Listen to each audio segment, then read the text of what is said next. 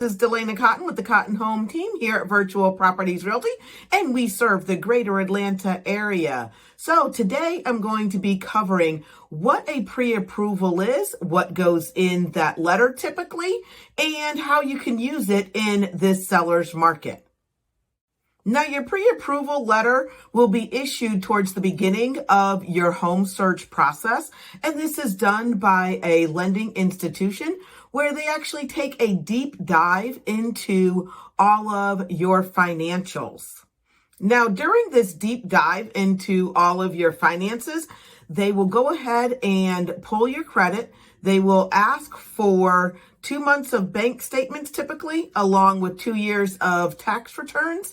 And they will go ahead and ask for at least the past 2 paycheck stubs. Now, once they have gathered all of that information and you've completed your mortgage application, it'll take approximately 48 hours, maybe a little longer, depending upon your lender and your specific situation, to go ahead and get that pre-approval letter issued to you.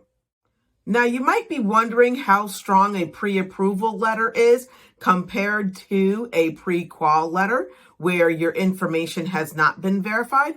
So in this situation with a pre-approval letter, since the lender has gone ahead and verified your financial information, this letter is much stronger than that pre-qualification letter.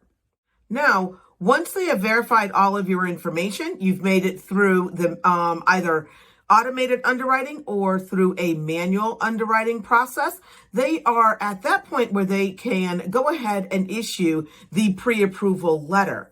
And that letter is going to indicate how much money they are willing to lend at that given time.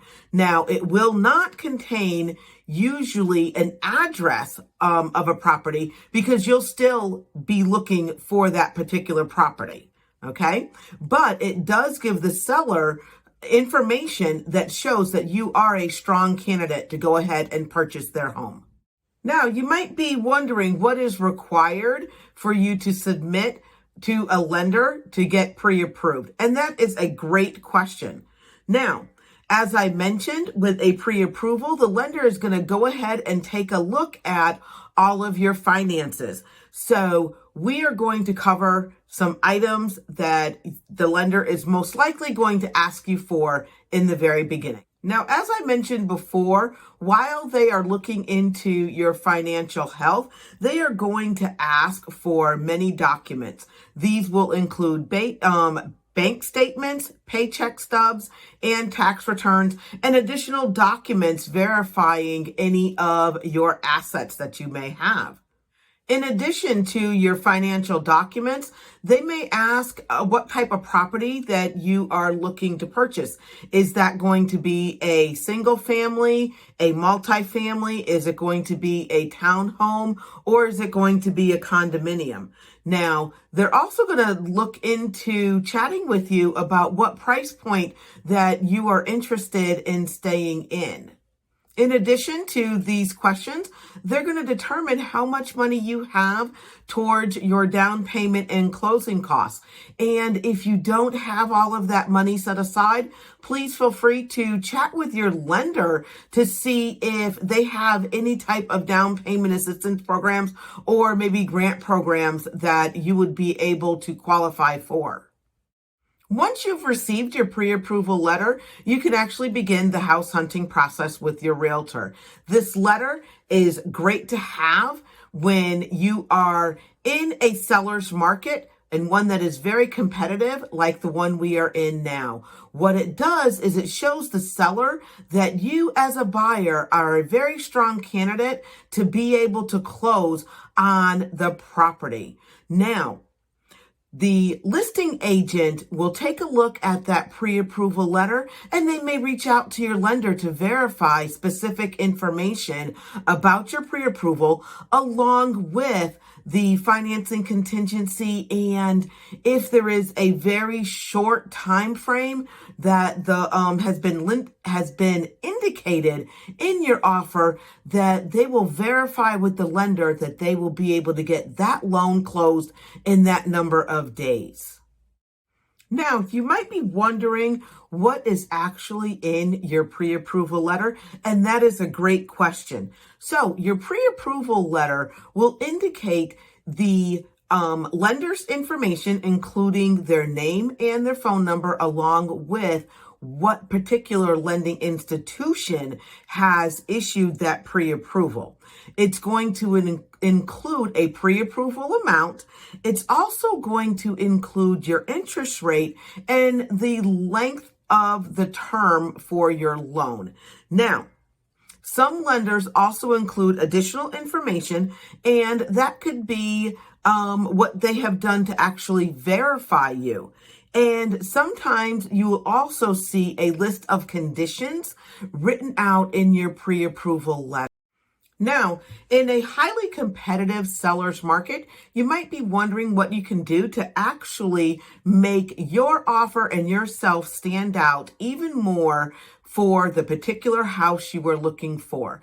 And one thing that you can do is go ahead and gather some information from your lender. Now, there's about 12 things that I recommend that you go ahead and ask your lender. Unfortunately, realtors cannot go ahead and ask the majority of these questions, but you can actually type them up and send them over to your lender in an email and just have your lender reply to the email, and then you can submit that information to your realtor, which can be on hand or submitted with your offer. So I'm going to go over these 12 items right now, and please feel free, pause the screen and jot them down. So let's go ahead and tackle this list now. First, you should ask the lender if they have verified your income and if you have sufficient funds to close. Now, another thing that you can ask them is, have they pulled and reviewed your credit report? Additionally, ask if you have passed the automated underwriting process. Ask if they have pulled your tax transcripts. Ask if they can meet a 30-day close or less. Ask if you have a 700 or above credit score. And if you have at least 3 months of reserves in the bank, find out what your debts are. Are you below 43% of your gross income? Also, find out if you meet the investor overlays.